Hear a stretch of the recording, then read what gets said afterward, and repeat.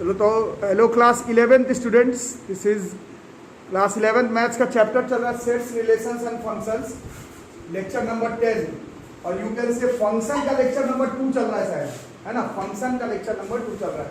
तो नाम देखो क्या दिख रहा है, रियल फंक्शंस।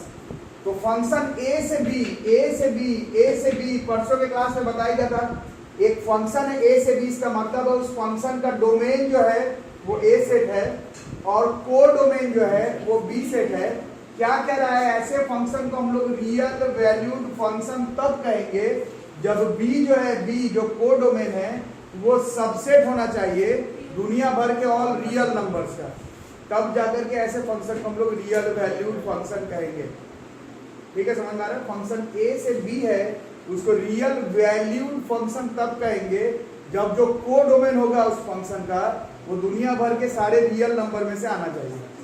ठीक है, अब इसमें मैं 9th 8th क्लास से आप लोग पढ़ रहे होंगे कि बच्चों को मालूम रहता है कि आखिर रियल नंबर किसको कहते हैं, ये क्लियर होना चाहिए। तो हमेशा बताया जाता है कि रियल नंबर तो दुनिया भर का सारा नंबर है। हम लोग याद करते हैं कि कौन सा नंबर रियल नहीं है, हमें सिर्फ इतना मालूम होना चाहिए, जो कि आपके हर चैप्टर में क्लास 9 से लेकर के जब तक मैथ साइंस के साथ कनेक्शन रहेगा तब तक काम पड़ता है ना। दो ही नंबर मैथ्स में रियल नहीं है, एक डिनोमिनेटर में जीरो, डिनोमिनेटर में जीरो इज नॉट डिफाइंड, और निगेटिव का root is imaginary number, complex number, जो कि आपको ऑफिशियली पढ़ा दिया गया है। जिन लोग का थोड़ा बहुत 9-10 में जानते होंगे, बाकी वीडियो में मिल जाएगा कॉम्प्लेक्स क्वाड्रेटिक, उसका काम नहीं है।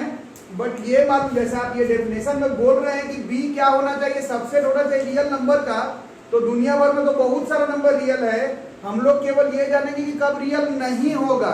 डिनोमिनेटर में zero is not defined, so it will not be a real number, and negative का root will not be a real number. इसको छुड़ा करके बाकी जो भी नंबर होगा वो रियल नंबर होगा। और कोडोमेन अगर एक फंक्शन का रियल नंबर में से आ रहा हो तो वैसे फंक्शन को हम लोग रियल वैल्यूड फंक्शन कहते हैं। और एक ऑब्वियस सा बात है कि 11th 12th में चाहे 9th 10th में भी हम लोग जो फंक्शंस पढ़ते हैं वो रियल वैल्यूड फंक्शन ही पढ़ते हैं। चाहे तुम मैथ्स में 9th क्लास का पोलिनोमियल का बात करो या फिर 11th क्लास में भी जो भी चैप्टर अलजेब्रा का पढ़ रहे हो, अब रियल वैल्यूड फंक्शन के बारे में ही पढ़ते हैं। जो रियल नहीं है उसके लिए तो आपका एक चैप्टर ही अलग कर दिया गया है, कॉम्प्लेक्स एंड क्वाड्रेटिक इक्वेशन। तो उसको छुड़ा करके बाकी जो भी चैप्टर तुम पढ़ोगे मैथ्स में, फिजिक्स में, वो एक्चुअली में मिला जुला के रियल वैल्यूड फंक्शन ही होगा। ठीक है, इसमें थोड़ा सा आगे और लिख लो, एक लाइन आगे करके और लिखो, if both A and B, if both set A and B are subsets of R,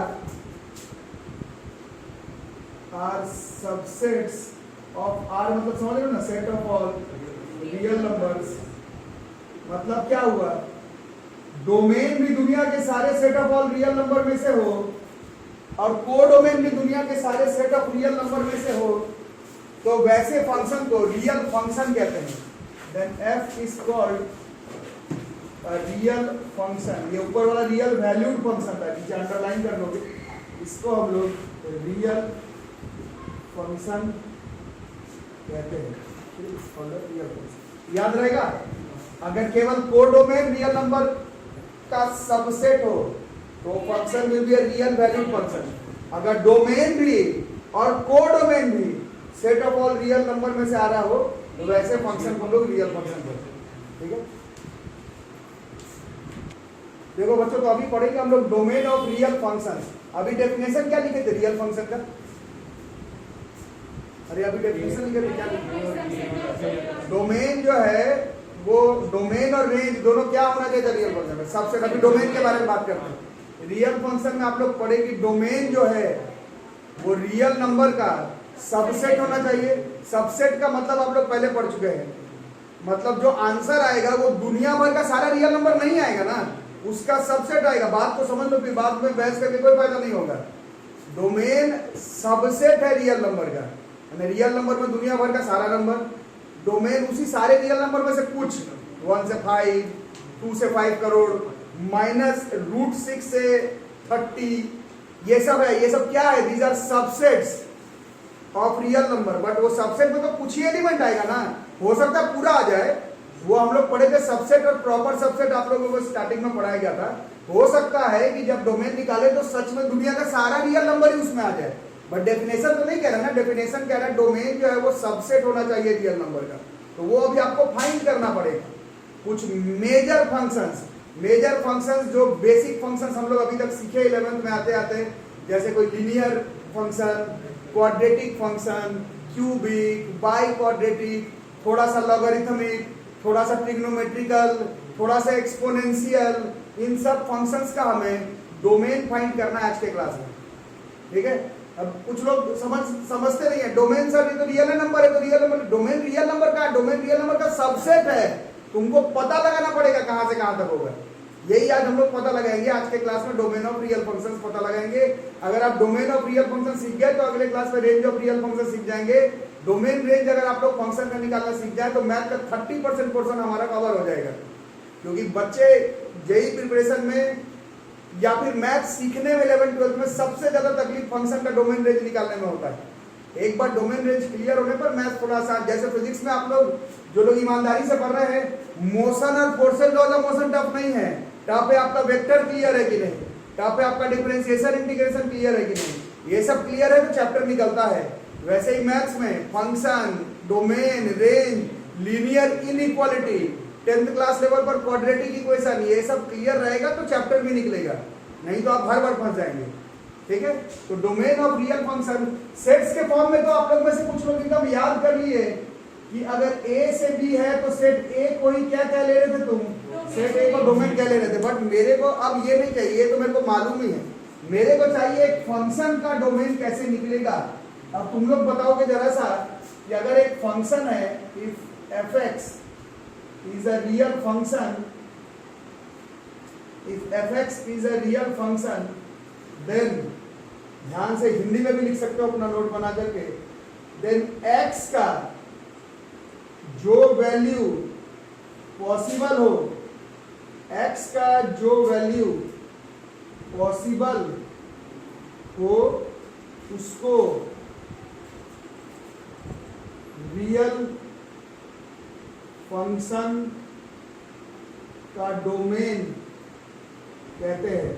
याद रहेगा, याद का यही मीनिंग ही है। एक्स का वैल्यू डोमेन, एफ एक्स का वैल्यू जो एफ एक्स करके लाते हो वो रेंज, यही तो पढ़ाया गया था आपको। एक्स ये याद करो तुम लोग, ऐसे अभी याद क्या करोगे बट अभी सीखोगे। बट बोलने का मतलब है सेट में जो तुम देख करके बता दे रहे हो कि ये वाला डोमेन है, फंक्शन के फॉर्म में एफ एक्स अगर एक फंक्शन है, उस एफ एक्स में एक्स का जो वैल्यू आप पुट कर सकते हैं, जो वैल्यू पुट कर सकते हैं, दुनिया का सारा रियल नंबर नहीं कर सकते, उसी में से है, बट जो वैल्यू पुट कर सकते हैं एफ एक्स में, जो एक्स का जो वैल्यू पुट कर सकते हैं, वही डोमेन कहलाता है रियल वैल्यू फंक्शन का, रियल वैल्यू फंक्शन का नहीं, रियल फंक्शन का। याद रहेगा? अरे सही बोलो। ठीक है, अब इसमें एक ही कॉन्सेप्ट है, एक्स का वैल्यू पॉसिबल होगा क्या मतलब है, तो उसी में हमें अपना दिमाग लगाना है। एक्चुअली में एक्स का वैल्यू पॉसिबल होने का मतलब है कि तुम दो काम नहीं कर सकते हो, डिनोमिनेटर में जीरो नहीं ला सकते हो और निगेटिव का रूट नहीं ला सकते हो। उसको छोड़ करके एक्स का अपन कोई भी वैल्यू पुट कर सकते हैं, और वो जो एक्स का वैल्यू लाएंगे पुट कर सकते हैं, वो सब domain of a real function कहलाएगा। ठीक है, जैसे फॉर एग्जाम्पल अभी लिखो मत, जैसे सिर्फ एक एग्जाम्पल के लिए देखो, ये अगर मैं फंक्शन लिख दूं अपने से 1/x-4, ये एक फंक्शन है, दिस इज अ फंक्शन, ये एक फंक्शन है। ठीक है, और आपसे पूछा जाए कि बता भाई इस फंक्शन का डोमेन क्या होगा, सारा रियल चार्ज। हाँ तो आप देख रहे हो इसमें ये एक रियल फंक्शन है। ठीक है, रियल फंक्शन में x का वैल्यू अगर आप ध्यान से देख रहे हैं तो ये x-4 का वैल्यू 0 नहीं हो सकता है।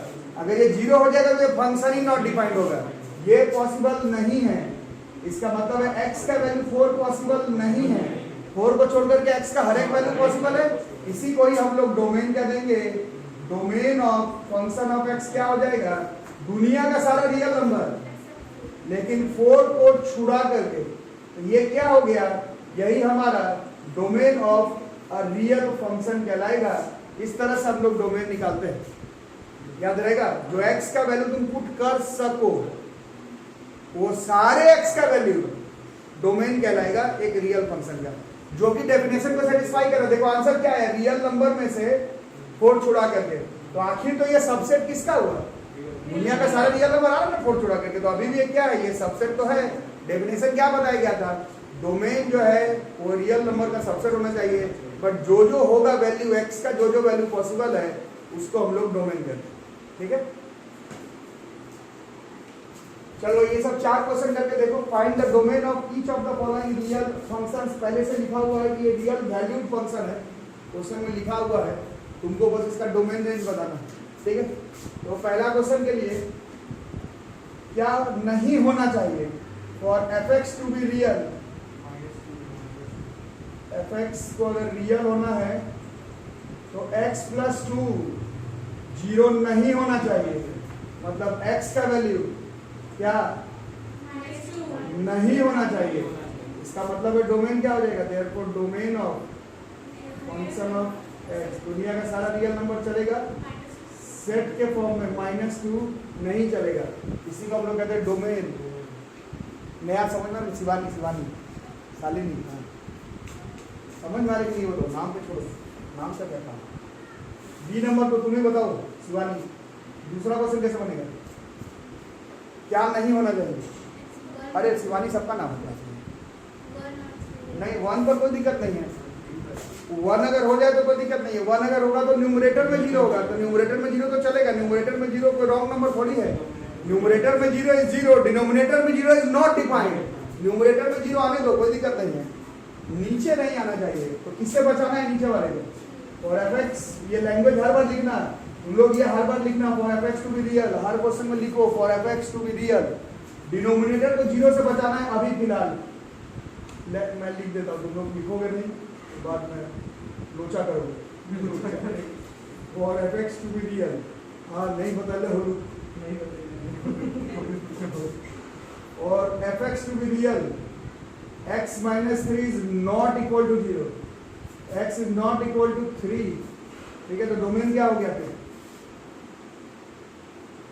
Domain of function of x, दुनिया का सारा रियल नंबर चलेगा, 3 नहीं चलेगा।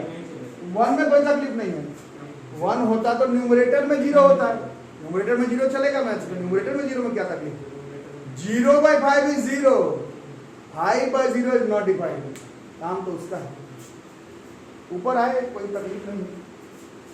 अगला बता दो तुम लोग खुद से, 1 और 2 को छोड़, तीसरे वाले से क्या बता रहे, ये लिख लियो याद है क्या, लिखो पहला दोनों लिख लिए, ये भी नहीं पढ़ो, सिंगल भी नहीं पढ़ो, समझ में नहीं आएगा अगर नहीं पढ़ो। थर्ड वाले को देखते क्या बचाना है, इसमें क्या बताना है, सी में बताओ, हाँ मतलब पूरा बात बताओ मुझे। For fx to be real, ये x square minus 3x plus 2 is not equal to 0, फिर फैक्टराइज करेंगे तो x square minus 2x minus x plus 2 is not equal to 0, x common, x minus 2 minus 1 common, x minus 2 is not equal to 0, x minus 1 x minus 2 is not equal to 0, x is not equal to 1, x is not equal to 2, therefore domain of function of x, ये चलेगा दुनिया का सारा real number, 1 नहीं चलेगा, 2 नहीं चलेगा।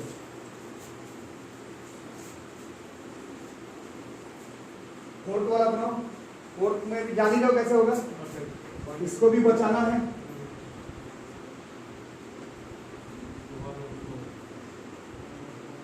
fx को अगर रियल लाना है तो x square minus 5x plus 4, ये 0 नहीं होना चाहिए, x square minus 4x minus x plus 4, ये 0 नहीं होना चाहिए, x common, x minus 1 minus 1 x minus 4, 0 नहीं होना चाहिए, x माइनस 1 x माइनस 4, ये 0 नहीं होना चाहिए, x की वैल्यू 1 नहीं होनी चाहिए, x की वैल्यू 4 नहीं होनी चाहिए। इसका मतलब domain of function of x, दुनिया का सारा रियल नंबर चलेगा, 1 और 4 नहीं चलेगा, इन सबका तुमसे ग्राफ बनेगा ही नहीं, एक तो तुमसे न्यूमरेटर का ग्राफ नहीं बनेगा, इन दोनों को साथ में मिला के ग्राफ तो तुम 12th पास होने के बाद भी नहीं बना पाओगे। तो ग्राफ के चक्कर में नहीं रहना है, जो बताया जा रहा है उस तरह से क्वेश्चन को अप्रोच करो। अब देखो एक और फंक्शन है f(x) बराबर √x+2, इसका डोमेन बताना है। अब किससे बचाना है इसको? अब डिनोमिनेटर में जीरो से नहीं बचाना है, डिनोमिनेटर में जीरो है ही नहीं। अब किससे बचाना है? नेगेटिव का रूट से। अब for f(x) to be real,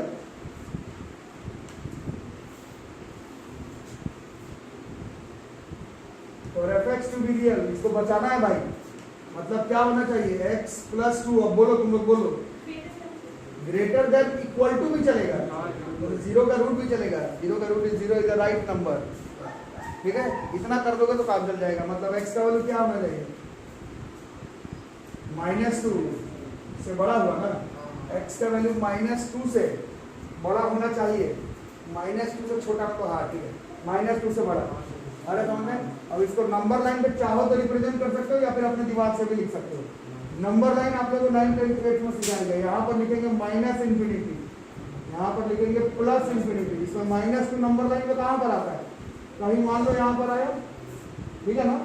और इससे बड़ा मतलब नंबर लाइन पर बड़ा किस तरफ होता है? दाहिने तरफ या बाएं तरफ? और ये इंक्लूडेड है तो इसका ऐसे साइन कर सकते हैं, डॉटेड मार कर कि भैया इसको इंक्लूड करना है। और ऐसे दाहिने तरफ चलेंगे, ये पूरा डोमेन हो गया। ऐसे इसको सीधा लिख भी सकते हो। ग्राफ पे भी दिखाना, मतलब इसको ग्राफ नहीं कहते, इसको कहते हैं नंबर लाइन पर रिप्रेजेंट करना भी आपको जानना जरूरी है, क्योंकि इसका भी काम पड़ेगा। इसका डोमेन क्या हो गया बताओ? -2 से इंफिनिटी। अब देखो यहाँ पर -2 इंक्लूडेड है। इंक्लूडेड का अब यहाँ पर आपको या तो इसको दिखा दिए या फिर ऐसे इसको क्लोज ब्रैकेट ऐसे करके दिखाते हैं, ठीक है। और इंफिनिटी पर हमेशा हम लोग ऐसे ओपन ब्रैकेट दिखाते हैं। इसका मतलब इंक्लूड करना होता है। इस साइन का मतलब है कि ये वाला जो है बॉस वो इंक्लूडेड है। और इंफिनिटी -∞ पे कभी भी क्लोज ब्रैकेट नहीं लगाते, क्योंकि इंफिनिटी का मतलब ही हमें पता नहीं है, तो उसमें हमेशा इसी तरह से करके छोड़ देंगे। इंफिनिटी क्या है मेरे को क्या पता, ठीक है। तो इस तरह से इसको रिप्रेजेंट करना, और ये रियल नंबर सिस्टम पर भी इसको रिप्रेजेंट कर देना है। देखा हो बच्चा लोग, एक खुद से बना के दिखा होगा। f(x) बराबर 1/√1 - x, इसका बतावा कौन सी हो? बताओ इसको किससे बचाना है? डिनोमिनेटर में जीरो भी नहीं होना चाहिए और नेगेटिव का रूट दोनों से बचाना है। नेगेटिव का रूट से भी बचाना है और डिनोमिनेटर में जीरो से भी बचाना है। दोनों को, दोनों का उपाय कैसे होगा? अगर आप ध्यान से देख रहे हैं, दोनों उपाय एक ही तरीके से हो जाएगा। कैसे? इक्वल टू में गड़बड़ हो जाएगा। इक्वल टू में फिर 1/0 नॉट डिफाइंड हो जाएगा। दोनों से बचाना है। इस बार हमें सिर्फ 1 - x ग्रेटर देन 0 पर काम चलाना है। इक्वल टू लगाए तो नेगेटिव का रूट से तो बचा लोगे, बट डिनोमिनेटर का 0 पर गड़बड़ा जाएगा। दोनों रूल से बचाना है। तो बस इसके बाद तो कहानी खत्म। 1 मतलब x 1 से छोटा हो गया ना, क्या हो गया? x 1 से छोटा, x इज लेस देन 1, यही आंसर हो गया। x का वैल्यू 1 से छोटा होए के चाहिए। समझ में आ रहा? 1 से बड़ा होते ही नेगेटिव का रूट हो जाएगा, बराबर होने पर भी नॉट डिपेंड हो जाएगा। 1 से यहाँ नंबर लाइन पर तो -∞ दिखा दो, इंफिनिटी दिखा दो। नंबर लाइन पर 1 यहाँ पर होता और 1 से इधर जा रहे हो और ये इंक्लूडेड नहीं है, ऐसे करके ऐसे दिखाया जाता है बाएं तरफ, ठीक है। लिखोगे कैसे? -∞ से 1, इसमें तो वैसे में भी यही ब्रैकेट लगाते हैं और 1 को भी इंक्लूड नहीं कर रहे हैं, तो इस बार वाला open, this is not included, open bracket बोलते हैं। ओपन ब्रैकेट बोलते हैं इसको, क्लोज ब्रैकेट बोलते हैं, ठीक है।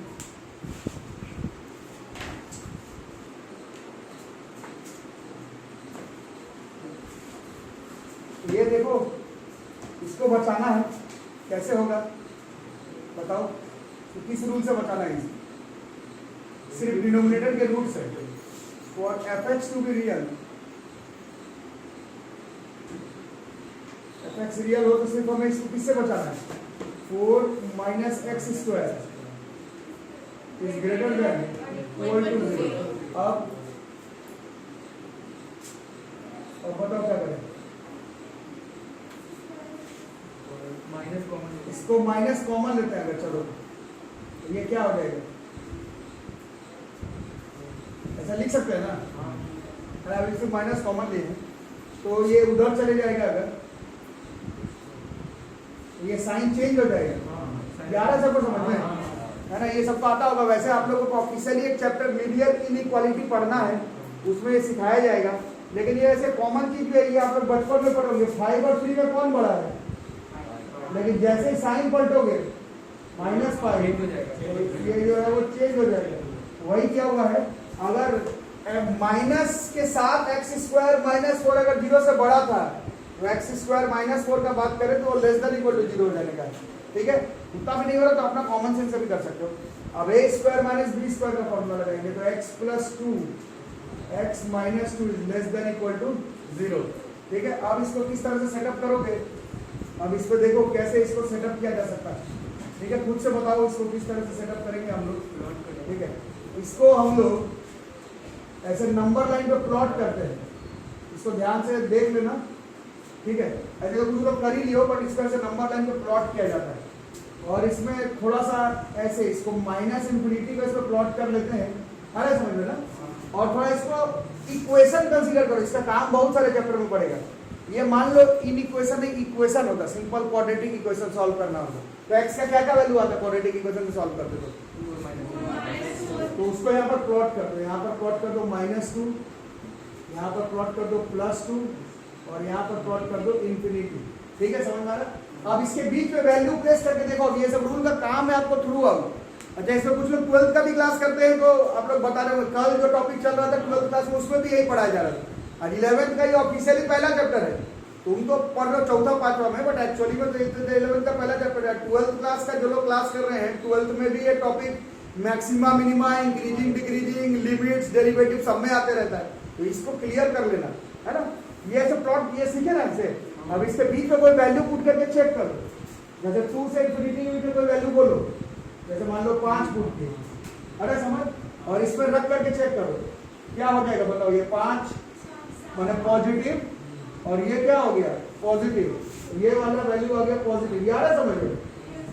अरे -2 से 2 के बीच में कोई एक वैल्यू बोलो, कोई 1 या 0 बराबर भी हो जाता, 0 पुट करो, ये वाला वैल्यू क्या आया, मतलब पॉजिटिव, और ये और पॉजिटिव इंटू निगेटिव क्या होता है, इसके बीच में वैल्यू क्या आएगा। अब इसके बीच में वैल्यू बताओ, -2 से -∞ के बीच में कोई भी, मान लो -5, तो -5 + 2 मतलब निगेटिव, आंसर से मतलब नहीं है, ये वाला निगेटिव इंटू निगेटिव, तो यहाँ पर भी आ जाएगा पॉजिटिव। ये आया है क्या क्या यहाँ पर, इसका काम पड़ेगा तो थ्रू आउट मैथ्स में।